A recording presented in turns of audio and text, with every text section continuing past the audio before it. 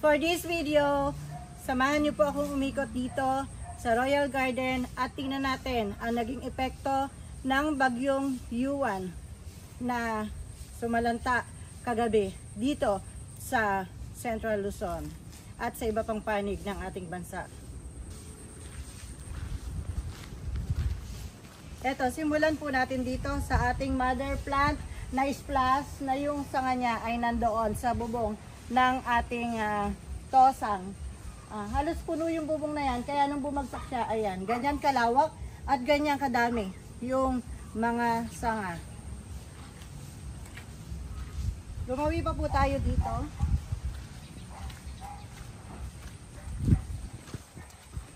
Ito yung ating malaking variegated chili yellow.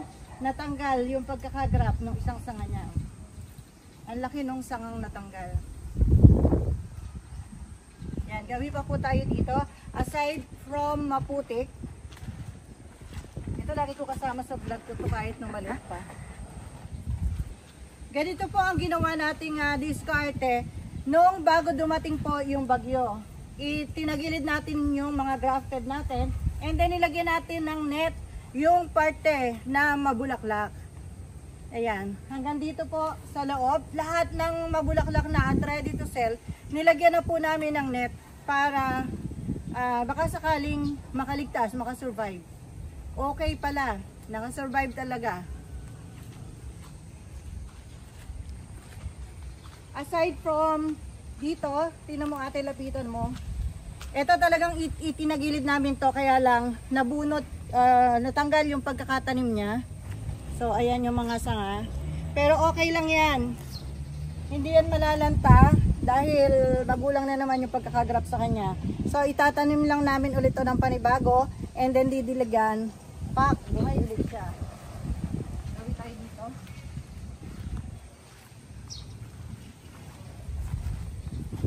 Baka madapa. Ito ang lawak ng mga sanga niya, no? Ang daming bulaklak. So ganito lang yung ginawa natin. So ito pa. Lahat ng mabulaklak natin, nilagyan natin ng net na ganyan. And ito pa, yung malaking blueberry, malago. And ito. Yan. 5 rolls halos ng net ang nagamit namin para mabalot lang silang lahat. At manatiling safe. So, ito pa. Ito. Yan. So, nag-i-inquire po ng mga ganito kong grafted, huwag kayong mag-alala. Pinilit po namin na maging safe sila para after bagyo, pwede na kayong bumili. Okay pa sila, fresh pa sila. Hintayin lang nating madiligan at babalik sa normal ang lahat. Hanggang doon, pakitingnan mo ate. Hanggang doon, lahat sila nakadapa and then lahat ng mabulaklak nakanet ang sanga. Dahan-dahan ang galaw. Yan, lahat yan. Okay, ganyan po ang ginawa naming preparation bago dumating si bagyong Yuan. At sa ngayon po, walang masyado kaming damage na nakita. Bukod sa nabunot, natanggal yung ibang sanga at nabali doon. Yung mother plant na splash, okay na okay lang po yun. Kasi buhay naman yung puno. So itanim natin puno, buhay pa ulit yun. Kumbaga magsasama ulit yun.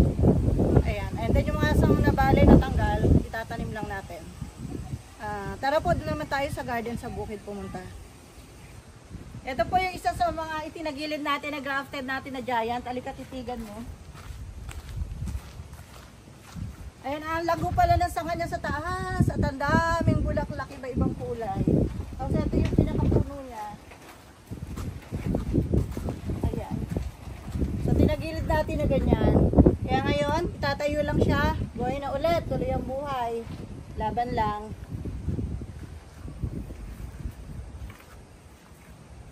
And dito tayo sa rooted. Tingnan natin. Yung rooted po natin, hindi hindi masisira kasi pinaikutan namin ng net. Nakakasuot ka ba dito? Opo.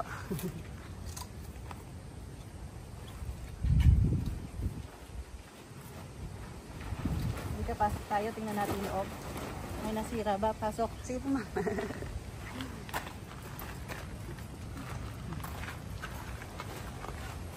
Ayan, mabulaklak pa rin sila. Aside from medyo parang ano lang sila, natakot, nagulo sa lakas ng hangin.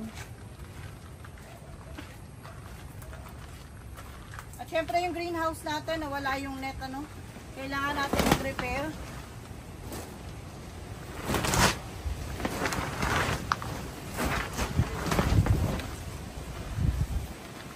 Ayan, okay pa, marami pa tayong maila live selling. Ang gaganda kaya ng variety.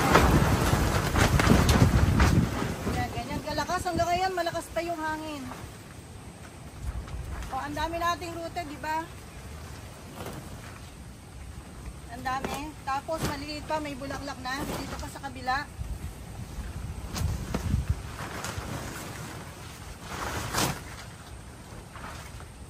And then dito ate, pakita natin dito.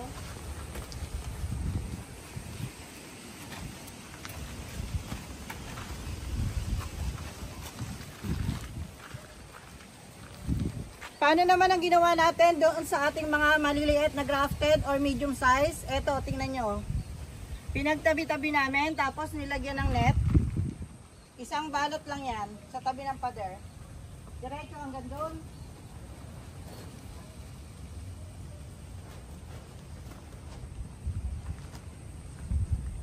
Dito. Ganyan kahaba, ganyan kadami. Madali lang mag-ayos. 2 araw lang. 2 araw lang. Kailangan namin para maayos ulit, maibalik sa dati to. Hintayin lang natin na mawala yung hangin kasi sa araw na to, sa oras na to, malakas pa rin ang hangin dito. Kahit maaraw na at wala nang ulan, malakas pa rin ang hangin. Doon talaga tayo sa bukid na. Po, sa garden natin dito sa bukid. Tara, samahan nyo kung ikutin. Tingnan natin kung ano nangyari.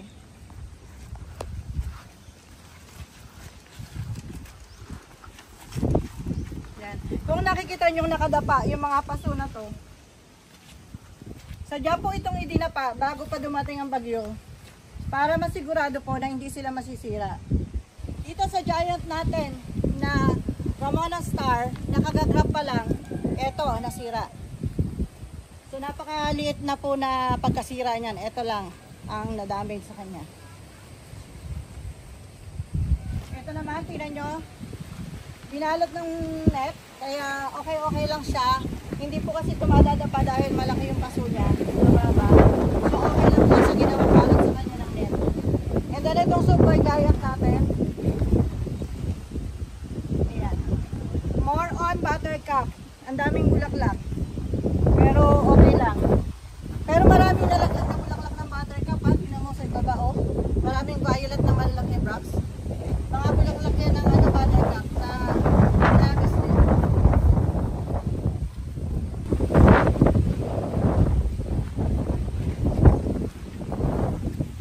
At itong napakaganda natin na Brisa Red. Ayan, nabalot din natin. Kung hindi natin nabalot ng net ito, posible sa sobrang lakas ng hangin dito sa bukid, posibleng sira na to. Ngayon nakita nyo naggagalawan tayo mga sanga.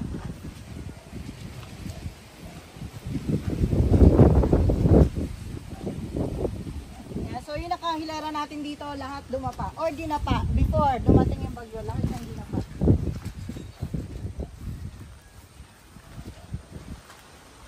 Ito pa, oh. Ayan. Lahat yan ay hindi po nadapa dahil sa bagyo. Dinapa po namin yan bago dumating yung bagyo. Nakaisang hilera. Ayan. Ang sipag talaga ng mga gardeners natin. Akalain mo naidapa lahat ito. Naidapa dahil sa paparating na yung bagyo.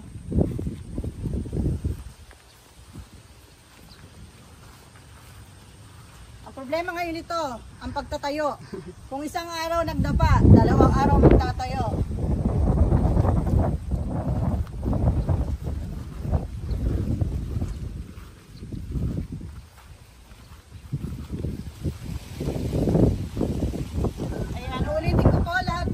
Ay idinapa bago dumating yung bagyo. Hindi po sila nabagsak dahil sa bagyo. Huwag niya pagbenta nga si Yuan. Hindi si Yuan na nagdapa niyan.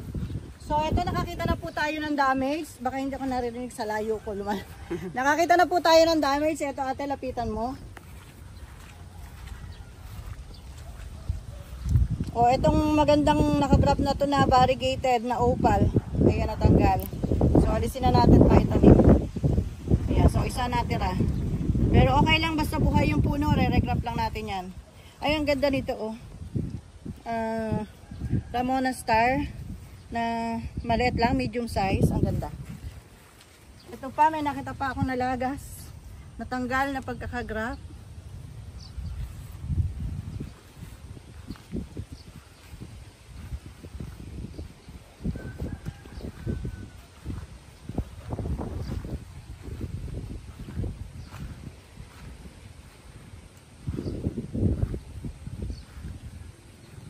Ang ganda nitong isang to. Ngayon ko lang nakita na ganito kaganda to.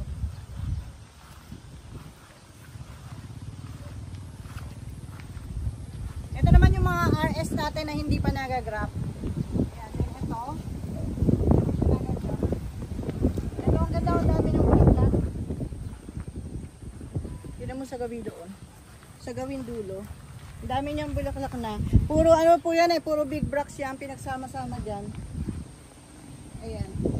Ganda. Lalo sa summer yan, mas maganda. So, gawin tayo dito.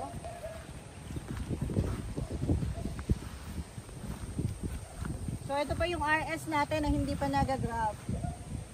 Yan. Then, ito pa yung mga maliliit nating RS na hindi pa nagagraph. And, ito sa ating Ramona Star na Giant. Sa nagtatanong po nitong Ramona Star na Giant na to, huwag po kayo mag-alala. Sininop namin. Iningatan namin na hindi masira. Kaya, ayan. Nalagas lang yung konting bulaklak, pero hindi siya totally damaged. Very light lang yung pagkakasira sa kanya.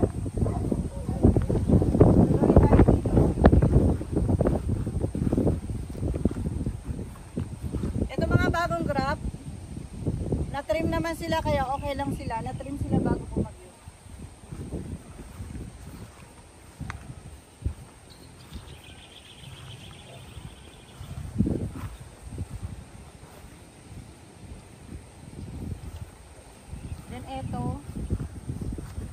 Ito matagal na ito nakagrap eh, kaya hindi ko na pinalagyan ng plastic, ng net. Okay na siya.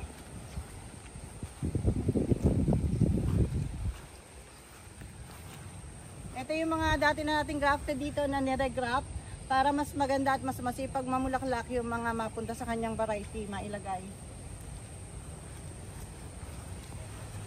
Ayan, ilan ba yan? Parami yung nire-graft niya. Tapos ito, yung super mabulaklak natin, ayan, nakabalot din ng net so hindi rin siya masisira.